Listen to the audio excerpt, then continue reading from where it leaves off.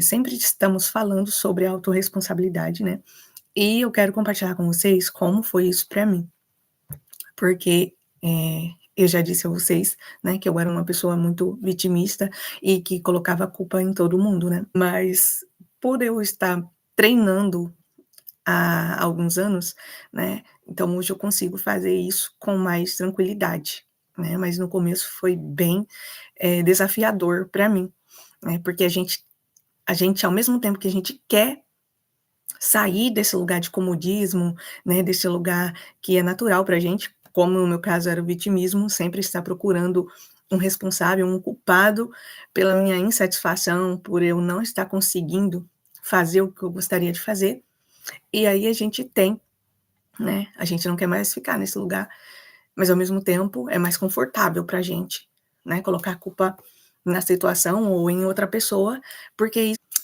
isso nos isenta de tomar alguma ação. Por quê? Todas as vezes que a gente vai sair de um comodismo, para a gente fazer algo diferente, para a gente sair da estagnação, vai, demandar nosso esforço, vai nos exigir um posicionamento e que a gente todos os dias se levante disposta a manter esse posicionamento. Se não for assim, a gente não sai do lugar, a gente vai estar sempre dando um passo para frente e 2 para trás. Então, ah, o que que aconteceu primeiro foi que eu entendi que eu era essa pessoa, né, eu me reconheci. "Poxa, eu sou uma pessoa vitimista", né. Então, primeiro veio dessa identificação. Quando eu ouvi a palavra, aquilo me confrontou, eu não aceitei. Mas, durante a semana, eu comecei a pensar naquilo e analisar o comportamento. Como é uma pessoa vitimista, né, e comecei a pensar sobre aquilo e a procurar comportamentos. Como é o comportamento de uma pessoa vitimista? O que que ela faz? Como ela age? O que que ela fala? Então, ali eu me vi. E aí foi foi doloroso me reconhecer como uma pessoa vitimista, porque ali eu tive que lidar com o fato de que eu poderia estar vivendo de uma maneira diferente, eu com certeza poderia estar vivendo em um lar mais leve, porque assim, eu não estaria colocando um peso tão terrível nas costas do meu marido, né, porque grande parte da minha insatisfação, grande parte, de tudo que era ruim na minha vida era culpa do meu marido, né, era o que eu dizia. Então, eu tive que lidar com isso. Não, não é culpa dele, né, a culpa é minha. Eu sou responsável por isso. Por causa dessa mentalidade vitimista, de sempre estar culpando outra pessoa, uma situação ou inúmeras coisas, né, enfim. E aí, você tem que tomar uma decisão. Você ignora isso e segue a sua vida como estava antes, porque vai mexer em muita coisa, né. Quando a gente se reconhece assim, a gente tem que tomar uma ação. E aí, por isso, né, muita gente foge de ser confrontado, porque a partir do momento que ela se depara com a realidade, ela vai ter que tomar uma decisão.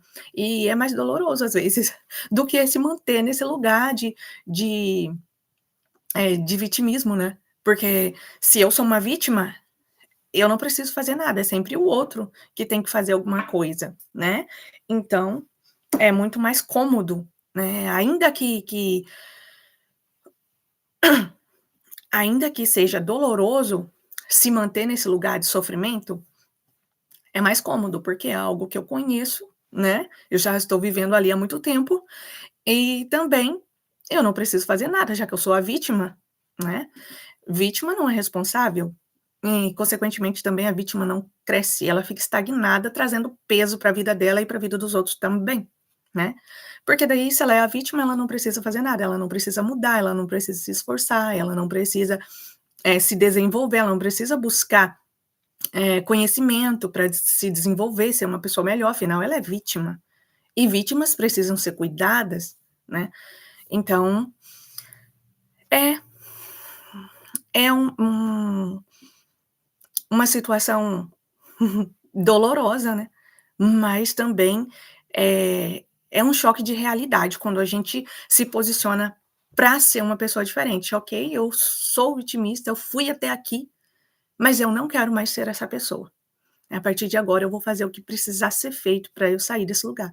E isso começou com a minha vida de oração, né, como eu já compartilhei com vocês, eu era uma pessoa que sempre dependia dos outros para uma campanha de oração, para tudo. Eu dependia de outras pessoas. Eu não tinha, eh, meu relacionamento próprio com Deus, na minha casa, no meu lar.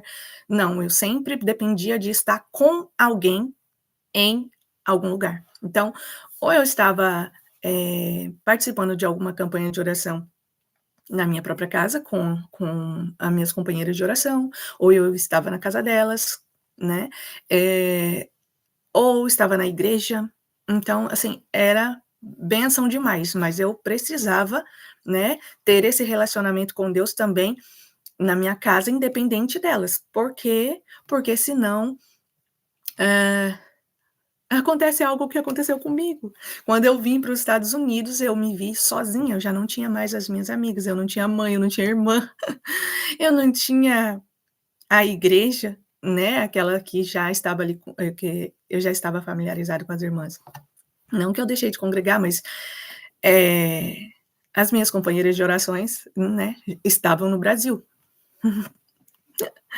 Ai, meu Deus, né, foi um momento difícil, né, que eu tive que aprender a caminhar sozinha. Ou ficar me lamentando e voltar para aquele lugar de vitimismo que eu já vinha, eh, sofrendo antes, né. E voltar não era uma opção para mim. Então, eu tive que fazer o que precisava ser feito. Então eu comecei, né, a mergulhar, a buscar, em oração, né, e esse é um ponto bem, interessante, já que a gente tem muita dificuldade, né, na oração.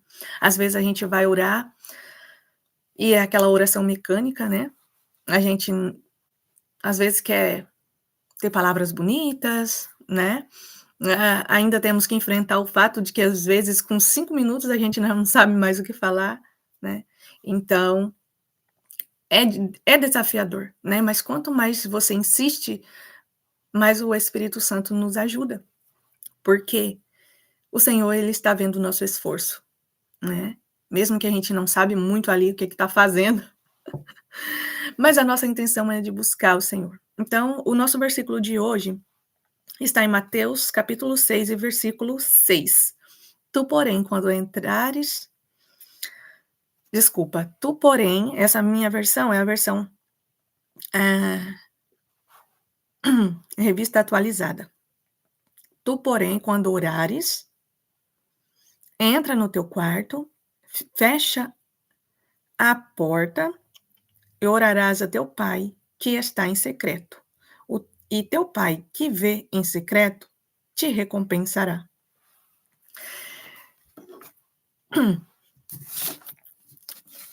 Esse, esse versículo, ele é um versículo, né, que ao mesmo tempo ele nos desperta, né, o desejo de orar, ao mesmo tempo ele traz muitas dúvidas. Como que eu vou fazer isso, né? E como eu disse, é um desafio, né, a oração sempre é desafiadora, por mais que a gente saiba que a gente precisa orar, por mais que a gente queira muitas vezes orar, até que a gente deixe tudo para chegar nesse lugar de oração, né, é muito desafiador.